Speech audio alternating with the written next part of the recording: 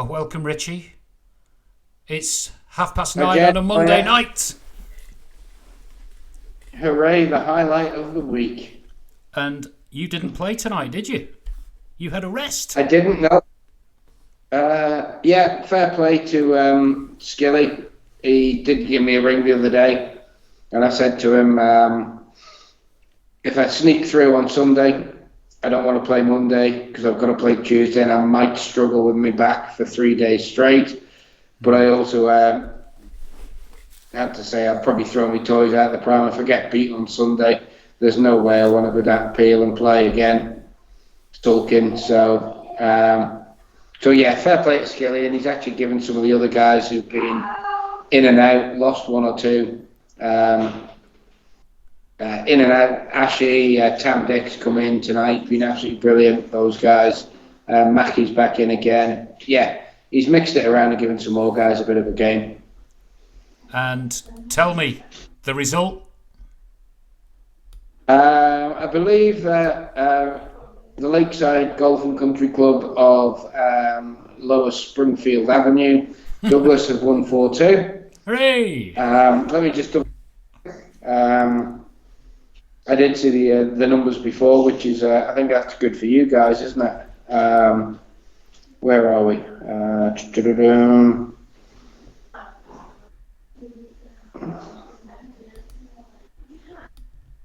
Struggling here at the minute, trying to find it.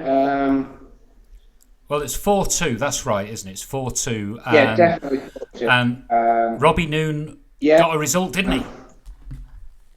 Sorry? Robbie got a result against the female member. Robbie. Young Leah stepping in there. Yeah. Tough deal for her to go and Rob tonight.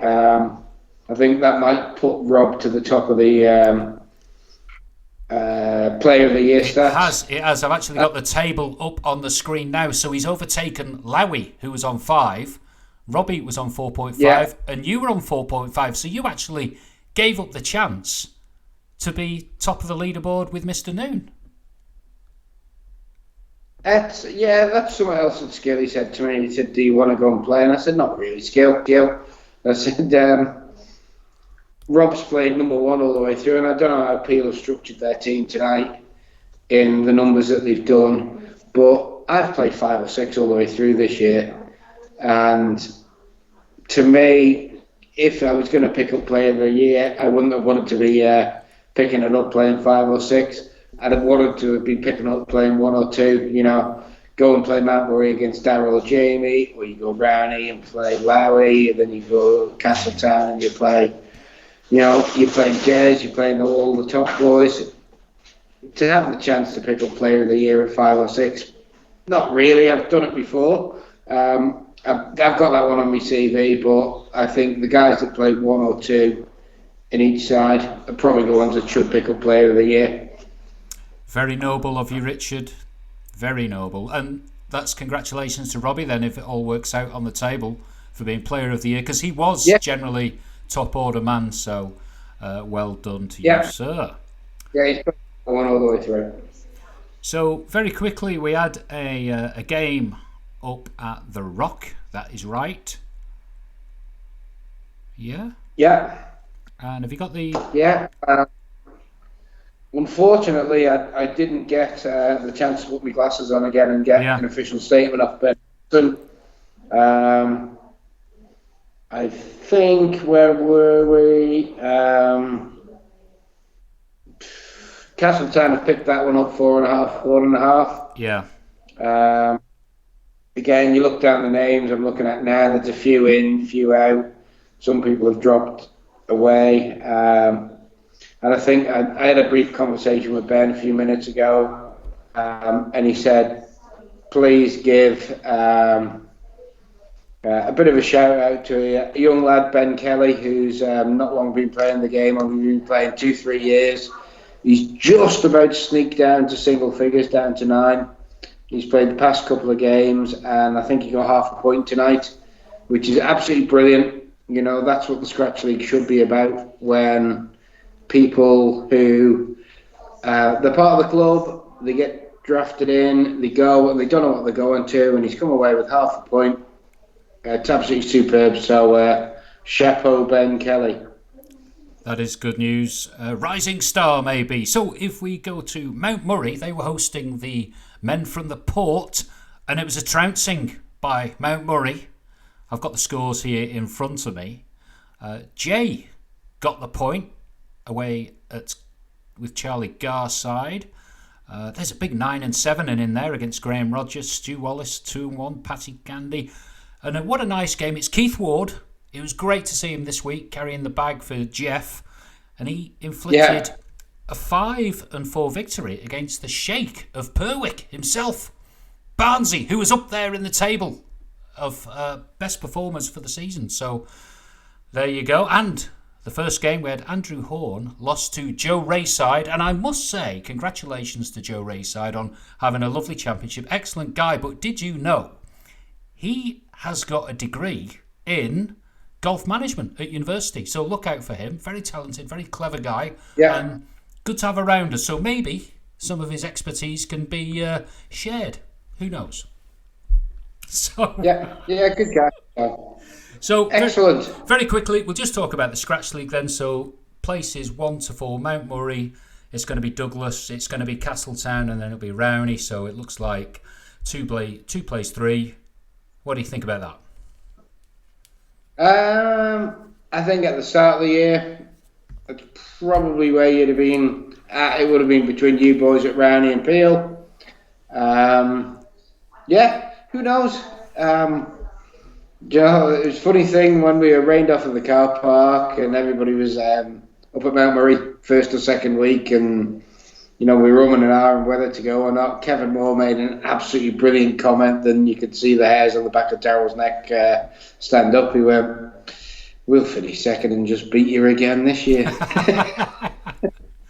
Well, hopefully Rowney can put a spoke in that wheel, because we'll be on an away day at the Mount, and some of our guys have got a point to prove, and who knows, we might have the future Ireland champion in our team. I've just seen my phone there. Daryl's actually saying, do you know what dates they are for the semis?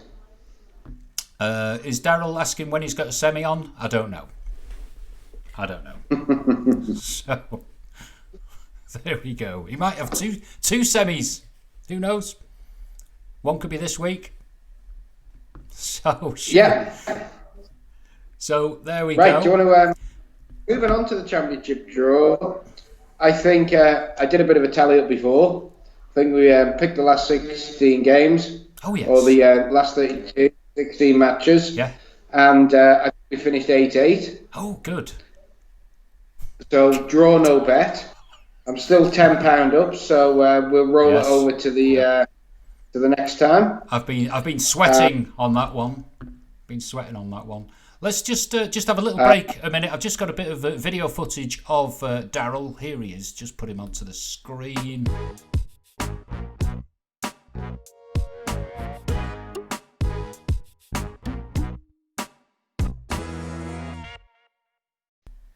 So there we go. We'll come back to Scratch League in weeks to come. But now everyone's looking out for the predictions for this week on the Isle of Man Championship. So I can put the draw up on the screen if I can find the damn thing. Where is it? What have we got? Fixtures, is it that one? Oh yeah. Well, before we really head into that, any thoughts about yesterday? You were playing.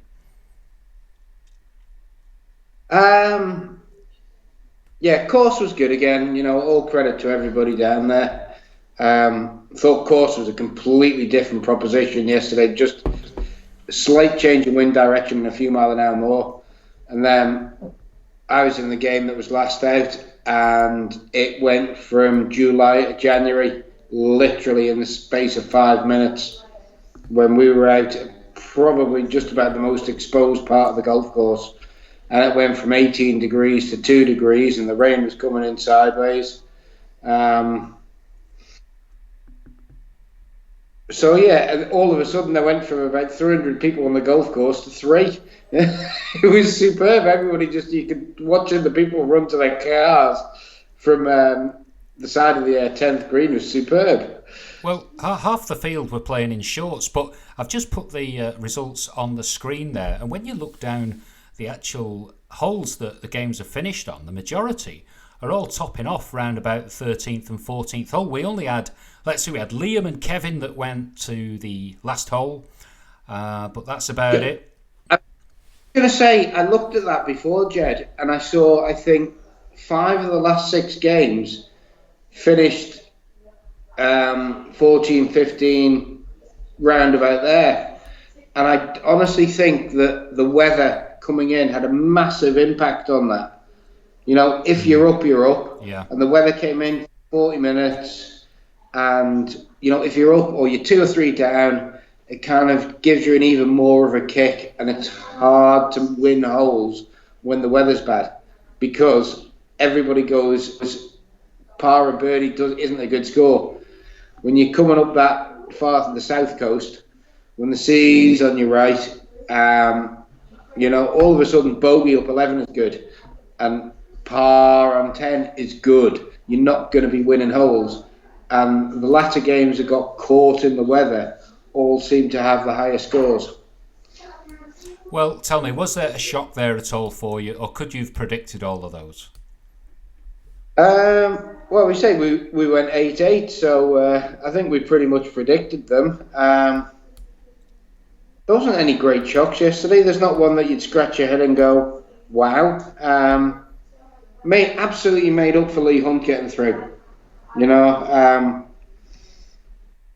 Lee's always been around and he's been there for 30 odd years. But yeah, I thought him and Robert, that was probably for me when Lee's beat Bob, especially on Bob's home patch. And I know it was there was a family birthday on the Saturday and Robert abstained completely. Well, he would do, wouldn't he? He would do. Yeah. He would do.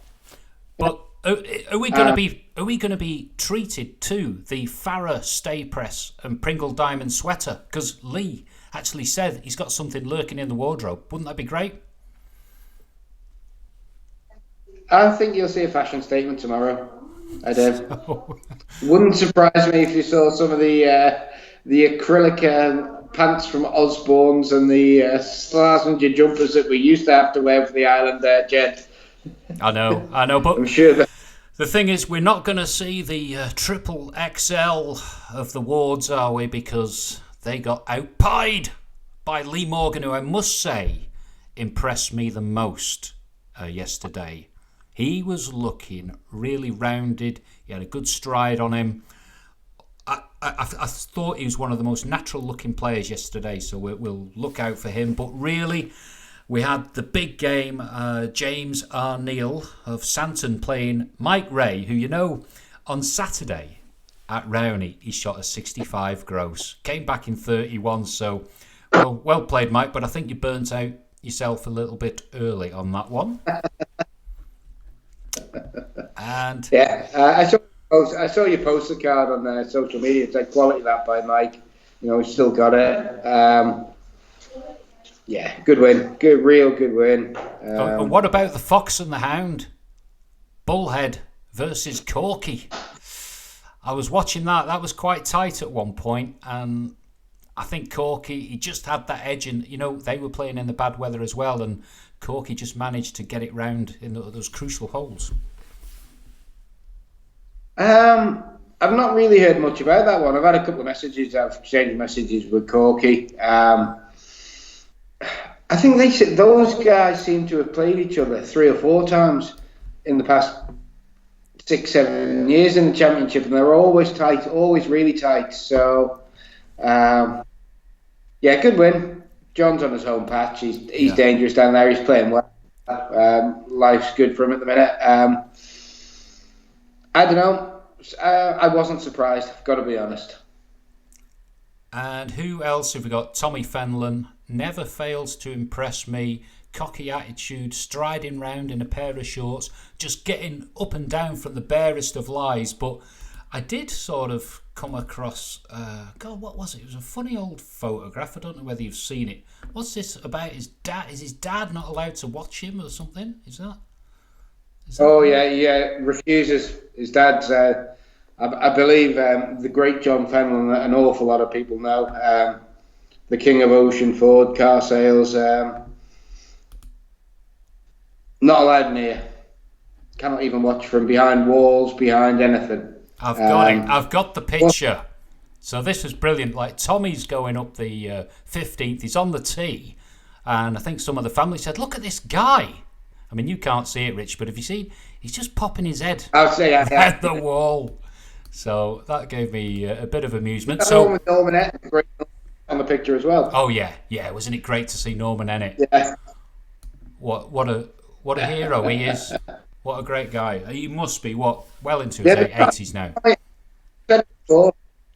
Yeah, Tommy messaged me and he said, "What are you saying about me on that web thing that you do, saying that I found other things?" I said, "Well, you have, Tommy." He went, "I suppose you're right." And he's now he's played this year and he's good. It's the first time you've seen him, Jed. Yeah. He pounds it. He hits it with like a real kind of low crunch and flight. Yeah. Very good. And really good. He can spin it around the green as well. He's good and very confident up and down. And I did like that. So we'll talk about his game in a bit. And, not just like not blowing smoke up Tommy's arse, but at work today with Mark Harrison, Mark was very, very complimentary about the way that Tommy played. He said Tommy was giving him 30 yards off the tee. He said he was pounding it. Like Mark Harry played semi-final last year. Yeah. Did all right through, whatever this year. But he was very complimentary about the way Tommy was, the way Tommy behaved, acted, just etiquette. He said the top draw. Nice to hear. Spot on. First time that he's been in. Nice to hear. First time he's been in the match playing that. So yeah.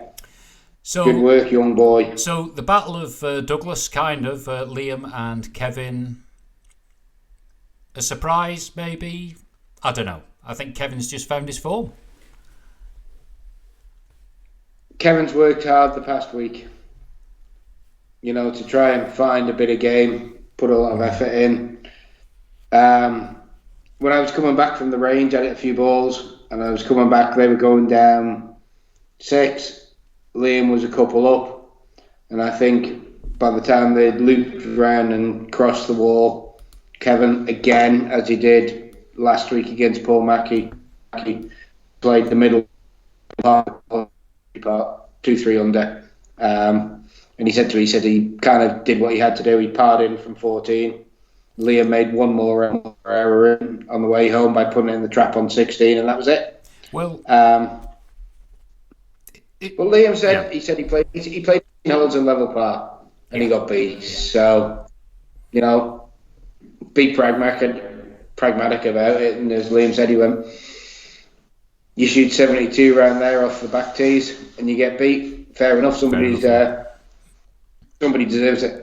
But what I did hear, you've just sparked my memory there that you were coming back from the practice range, which is not even an annual event. It's like a decade event. And this was because on Saturday, you were reported as to, like, you couldn't hit a cow's arse with a banjo. That was the phrase. And that was heard in the Haven pub later. It was actually tile floor with a bladder. That is it. It was terrible. Oh, yeah. I went into balls Saturday afternoon. I was awful, absolutely awful. I hadn't played from Sunday through the week till the Saturday, and I thought I'll be fine. I'll just a bit of carpet putting, and then I'll go and hit a bag of balls, and then a bag of balls turned into another bag of balls, which turned into a practice panic. Oh my goodness, I need to hit something here, and then a case of just pick them up and go home. And then I went down Castletown and hit a few before I played.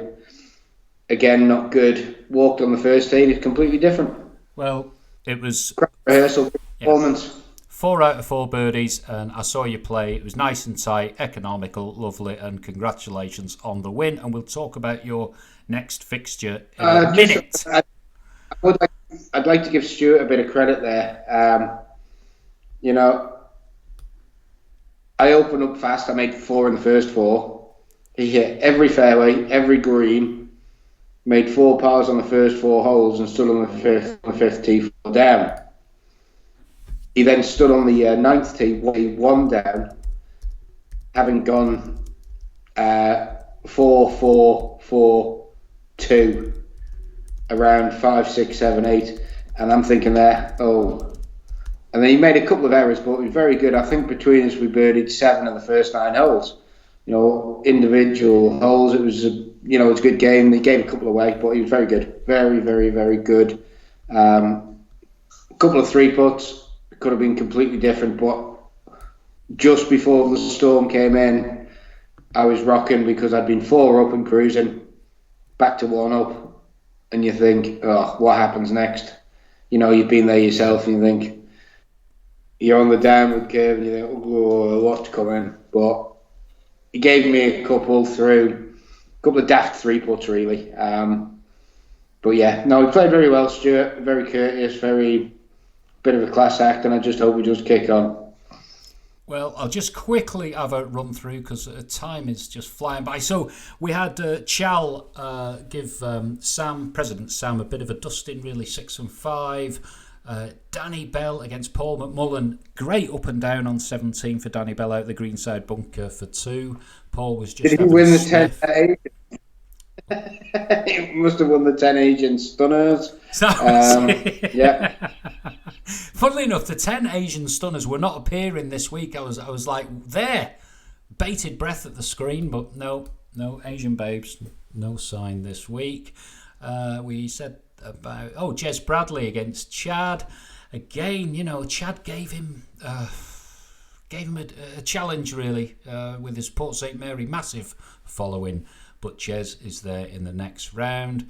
In a little thing, I felt a bit sorry for Chad. Chad, I believe, very well, but he whacked it left off the first, couldn't find it, and all of a sudden, in the first 5 minutes, he's given Jez a head start, and I believe it almost went the distance. Did it go the distance, or was it 2 and 1? 2 and 1, but Chad said he played a lost ball up the first.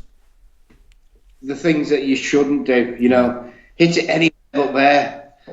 At least get yourself in the competition. But yeah, no, Jed's dangerous. Jed's tidy around there. Well, he's a scratch handicapper, isn't he? He's a scratch handicapper, Rich. So he's going to be. so. Well, as these weeks tick on without a medal play, he'll. Okay, right. I'll tell you what. Should we move on to the tomorrow's games? We'll have a look at those, shall we? Yeah. So get those up. Here we go. The fixtures for tomorrow. So, should we? Let me see. Which one are you? So you are. I'm 3. So you need to be picking ones. You need to pick odds. Oh yeah. Okay. Right. Johnny Cork against Lowy. The bomber against the. What can I say? The gentleman. Here he is. Straight from St Andrews. The man that Kate could have had, who knows? But I've seen them both play. Of course, I'm loyal to Rowney, but Corky is a Rowney lad as well, deep down. That's in his DNA. But Paul is just hitting it so well, and since he's put on 4 stone, have you noticed how far he's hitting the ball? I might be wrong. It might be 5 stone. It might be 5 or 6. I don't know. No comment. But he's absolutely smashing it. So I'd say that the Craig Stadler diet is going well. But as for Corky, it's his track, isn't it? He can knock 4 or 5 birdies in on the bounce, can't he? So and that good win against Peter, the defending Castletown champion at the weekend. Game 2, Daryl Chal. In a way, 2 golfers that are so similar but from a different generation. Charles my age, he's 47, 48. Daryl's the generation that came behind. Completely unfussy. You wouldn't ever say about either of them. There's one thing you'd put a finger on and go, they do everything. They pound it off the tee, or they put amazing, or they chip amazing. They're a good solid 8.5 out of 10 for every facet of the game. I don't know. I'm going to go with Darrell for purely just on recent experience, and he's playing a lot. He's played a lot more competitive golf than Chow. Ability-wise, very evenly matched, and it will be tight. But I just think Chow may have been out of the competitive loop a little bit too much, and Darrell's recent experience will trump him on that. Well, Chow has been anonymous, hasn't he? He's missed the radar completely. He's not even featured on it. And I'm saying that is one game that is going to go down to the wire. Yeah. Oh, yeah. I really am. Yeah, you'll get full 18 holes out of that one. Okay, well, you've gone for Darrell there anyway. So we'll move on to the next game. Game 3. PJ Vermeulen against Richard Skilikorn Douglas. So PJ, watched that one closely yesterday. He actually looks like a professional golfer. Like a big bear. He's so strong. And he was smashing it a long way. So when the bad weather came in, that gap opened up. You know, where he's only hitting a wedge in and his opponent is taking a few more clubs. And just remember that the rough isn't what it was. So he can afford, to be a little bit loose and wild. You, Rich, I think it's going to be down to your putting again. I think you'll get your eye in. PJ's not been at this level before. It really is a tough one. It's PJ's back garden, isn't it, as well? And he's going to get a lot of support. I think he's going to be imagining you as like an antelope or a zebra being hunted down across the Langness jungle. But I think Richard... I'm probably thinking that PJ's looked at the drawer and got, if there's one turkey left in there, he's the one I want. So, but as the host Empire, he's probably made up that he's got me. Well, I was saying like an antelope or a zebra. That's perhaps a little bit too lean. Maybe something. Yeah, right. Something. I don't know, but I'll say again that this is going to go right to the wire again. I think you're going to be going. Well, you haven't tried the 18th fairway. You haven't even made it, have you? And I think PJ has spent. I haven't got past the wall. Oh, right. I haven't got past the wall. Past the wall. Well, I think when it comes down to it, I think your experience and skill isn't going to be enough, Rich, and I think you're going to lose. Hate to say it. Brilliant. Like it. Right. Because if we're going to go down that route, Robert Noon's going to absolutely kick the arse of the vice captain of Castletown because you're paying lip service to the owners. I'm just going to say the big swinging dick of Castletown, Gerald Bradley, the Wolf of Wall Street, 9 and 8, Robert Noon, come on, Douglas.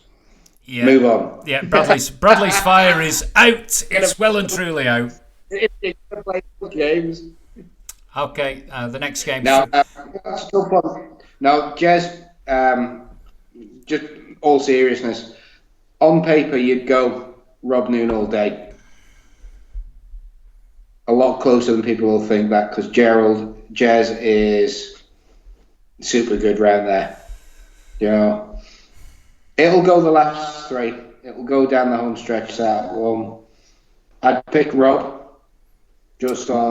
I picked him from the start and said, it depending on the way the draw works out, I'd been going for Robert up all to get the name engraved. But Jez will give Rob a scare tomorrow. Rob hasn't been tested though, has he, properly? And I think this will be the first time there'll be some questions, serious questions being asked. And that'll be a shock for him. It's got to be. If he's prepared, which he will be, you've got to be prepared for those things to come and hit you. You're not going to cruise all the way through it. If you've got to be looking to go the distance, but yeah, it'll be tight. But I think Rob will probably just go with that one. All right, okay, we'll go on to the next game. Tom Doyle against Lee Morgan. Tom, I think your caddy might be leaving you. I'm hearing, I think the pro caddy, the inimitable Tom Gandy, may be leaving the island for an event to play in the UK, which is great news, but it's Lee Morgan, I'm afraid. Lee Morgan, just keep plodding on, earn your crust, so to speak, and go into the next round. Tom's had a good run, couple of good wins. I agree with you there, James. Yeah. King of Santon and I don't know. Jamie seems to be actually relishing defending the trophy.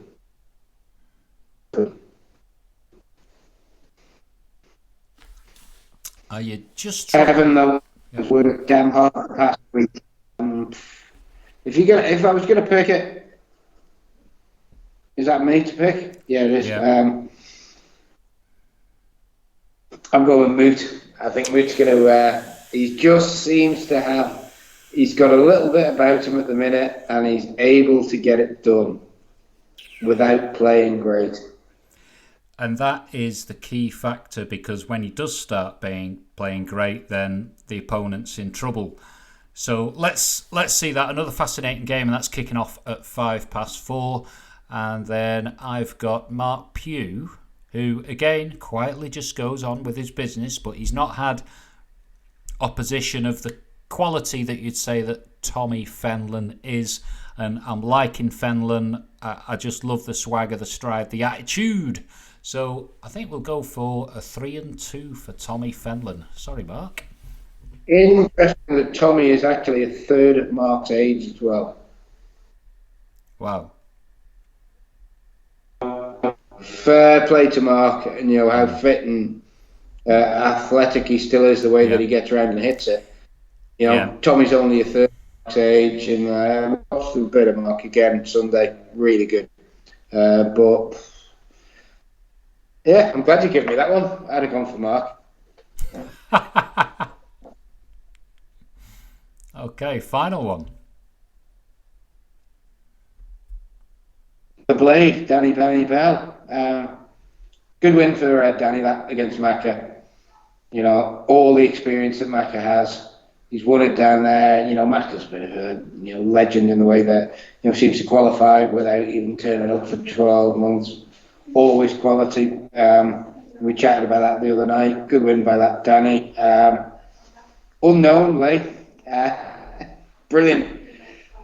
Lee will push him, and as straight as Danny is, as long as Lee can keep it dry, he's strong enough. He can get it round anywhere.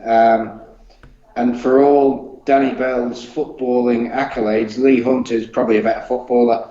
The only problem was, as a kid, nobody else knew what Lee was going to do. He could sell a dummy and they'd open the swing bridge. It was absolutely superb. Take a corner with both feet. He was the first kid to head off the goalkeeper's kick at 10 years old. But the other 10 people that he played with had absolutely no clue what he was doing. Probably similar to his golf game. Brilliant. So Danny's orthodox, Lee isn't. Yeah. Go with Blade. Go with the Blade. Interesting. I would go for Danny Bell. He just looks streaky, young and fit, really. I think. Yeah. He's good. Said that from the start. Quality. And of course, we've got the ladies teeing off tomorrow. You wouldn't have caught any of them, would you? You wouldn't have seen them about, I guess. I didn't see any of it. I saw playing Morris coming down 18, because I went out and had a look at the 18th for the first time just to see what it was about.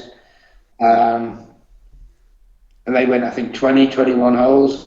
Yes, yeah. Into extra holes. Shirley just sneaked it. That was good. I thought looks a difficult hole for these that. Joy hit an absolutely superb tee shot and a superb second shot, but was coming in with 5 wood or rescue. and the trajectory of the ball is coming into that Yeah. makes it hard from that kind of distance. So try and hit a 3-iron into a green that's designed for a wedge. It doesn't work. But watch them for a couple of holes. I think Dave Price said to me, he said he thinks out of the 18 holes before they went out for the extra holes, they only have 2 holes in 18. So there's obviously some exciting golf getting played. I'd go down and watch all the games if you can. Get yourself strategically placed around the 13th or the 3rd. There's some great places to watch and you don't have to walk very far. But, of course, keep an eye on Linda Simpson. Just watch her hit a mid-iron shot. It's something to behold. And she has Charlie, the Brad Pitt lookalike, on the bag. Professional golfer as well. Good to see, isn't it? He's good lad, isn't he, Charlie? You see him out and about. I think obviously what he's done with Tom's good. I'm going to. If he's going to go and caddy for his mum, it means that he won't be out supporting PJ, which is one less to follow me around, which is never. So he'll be. I think PJ will be there with the full family hit tomorrow, and I'll be there waiting for Lee off from the waterboard at 4 o'clock to come and take the trolley on. Well, I wish you the best of luck. May your putts roll in. It's been great just to go through the Scratch League, which is sponsored by Oakles Ales, and we've been talking about the Isle of Man Championship, sponsored by Grant Thornton. Thank you to everyone who puts it together in the Golf Union and at Castletown Golf Links, and everyone that comes and supports. Please get your asses down there and check the golf out tomorrow, because it's games galore and there's going to be loads of excitement. I want to see more finishes on that 18th hole, because we were sadly deprived yesterday with all those games. Just what was the 18th hole became the 14th hole for yourself. And Richard, maybe you will make it over the wall one day. Well, going the right way. All right, well. I don't want to. So yeah, all good. Appreciate that, Jed. I'm sure I'll see you down there tomorrow. Photos are good again. Again, thanks to Andy Hanlon. His pictures are good. Nice to see Dennis McGuigan down there supporting. Yeah. Sunday. Good to see Dennis. So yeah, we'll see how it goes tomorrow. Excellent. All right then. Half day at work. Closing. An early dart. Okay, adios. Yeah.